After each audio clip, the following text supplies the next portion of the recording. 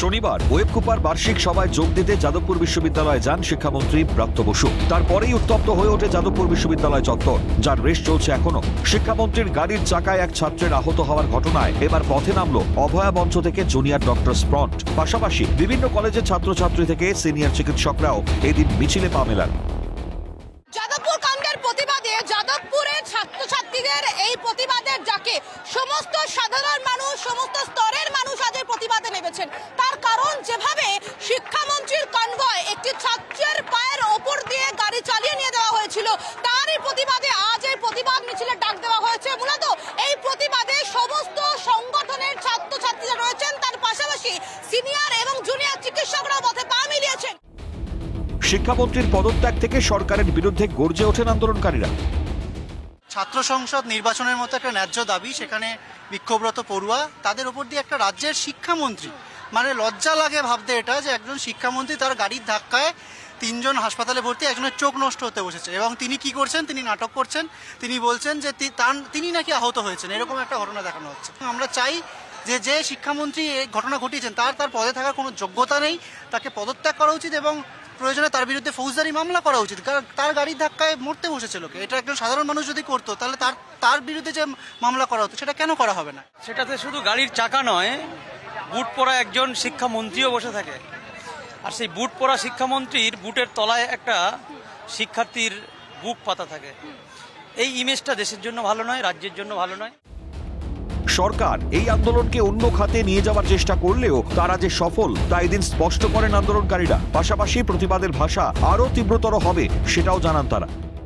আমরা যে 1 তারিখে যে ঘটনা ঘটেছে তার বিরোধী জায়গা থেকে আমরা আজকে যে মিছিলের ডাক দিয়েছি, সেটা সমাজের সকল স্তরের মানুষকেই স্পর্শ করে গেছে। শাসক দল মরিয়া চেষ্টা চালাচ্ছেন তাদের আইটি সেল দিয়ে বিভিন্নভাবে আমাদের কিছু লোককে চিহ্নিত করে নকশাল, মাওবাদী, হ্যান ত্যান অনেক কথা বলার। কিন্তু যাদবপুরের গণতান্ত্রিক আন্দোলন, ছাত্রছাত্রীদের যে আন্দোলন, সত্যির জন্য যে লড়াই, সেই লড়াই যে বিভিন্ন অংশের মানুষকে অলরেডি এই 2 দিনের মধ্যে ছুঁয়ে গেছে, তারই একটা নমুনা অভয়া মঞ্চ, WBJDF, মেডিকেল সহ বহু মানুষ, আমাদের স্যাররা আজকে আমাদের সাথে আছেন। যখন আমরা শিক্ষামন্ত্রীর কাছে আমাদের ন্যায্য দাবি নিয়ে কথা বলতে চাই, তিনি আমাদের সাথে কথা বলতে নারাজ। তিনি গাড়ি চালিয়ে বেরিয়ে যান এবং তিনি এটাও ইনস্ট্রাক্ট করেন যে সামনে যদি কেউ আসে তার উপর দিয়ে গাড়ি চালিয়ে দেওয়া উচিত। অভয়া মঞ্চের পক্ষ থেকে প্রত্যেকেই এসেছেন এবং তারা এই মিছিলে অংশগ্রহণ করছেন। তাদের দাবি, তাদের ছেলেমেয়েরা আজ বিপন্ন তাদের অবস্থা, আর সেই কারণে তারা অসুবিধার মধ্যে রয়েছেন, তারা বিপদের মধ্যে রয়েছেন। তাই তাদের পাশে দাঁড়াচ্ছে অভয়া মঞ্চের মা বাবারা।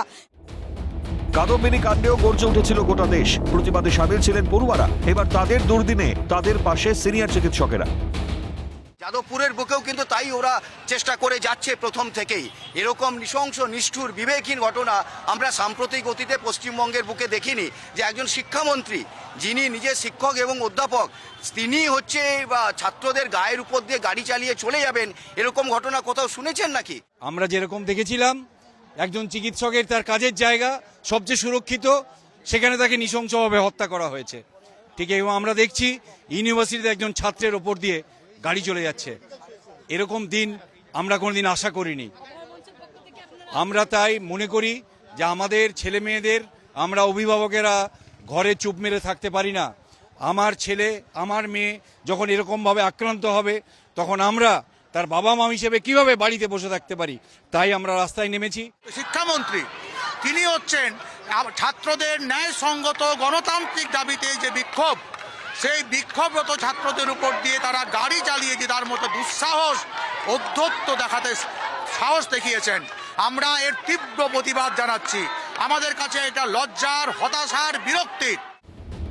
কাদম্বিনী কাণ্ডেও সরকারের বিরুদ্ধে একাধিক অভিযোগে সরব হয়েছিলেন সমাজের বিভিন্ন স্তরের মানুষ। এবার এই ঘটনায় ফের উত্তাল বাংলা। পরিস্থিতির জল কোন দিকে গড়ায় এখন সেটাই দেখার।